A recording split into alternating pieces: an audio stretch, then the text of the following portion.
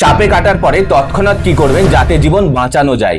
সাপে কামড়ানোর পরে এখনো অনেক লোকের মৃত্যু শুধু এই কারণেই হয় কেননা তারা ওঝার কাছে গিয়ে সময় নষ্ট করেন, বিষ চুষতে লাগেন অথবা কামড়ানোর জায়গায় কেটে বিষ বের করার চেষ্টা করেন। খুবই কম ধরনের সাপই আছে যেগুলো বিষধর, বিশেষ করে cobra, common krait, Russell's viper আর সস্কেল ভাইপার।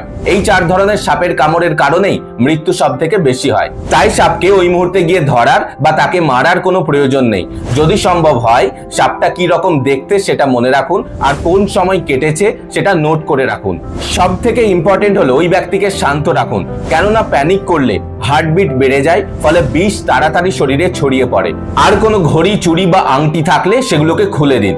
তারপরে হাত অথবা পায়ে যেখানেই কামড়েছে সেটাকে ইমোবিলাইজ করুন কোনো স্প্লিন্ট বা কাঠের টুকরো দিয়ে। তারপরে 1 মিনিটও সময় নষ্ট না করে ওই ব্যক্তিকে বাইক, কার অথবা অ্যাম্বুলেন্সে করে নিকটবর্তী ডিস্ট্রিক্ট হসপিটাল অথবা মেডিকেল কলেজে নিয়ে যান। ওখানে গিয়ে অ্যান্টি স্নেক ভেনাম দেওয়া হবে, যা ওই 4 ধরনের সাপের বিষকেই নিউট্রালাইজ করতে সাহায্য করে।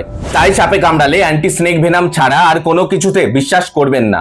আর এরকম ইমার্জেন্সি টিপস পেতে অবশ্যই চ্যানেলটিকে সাবস্ক্রাইব করুন।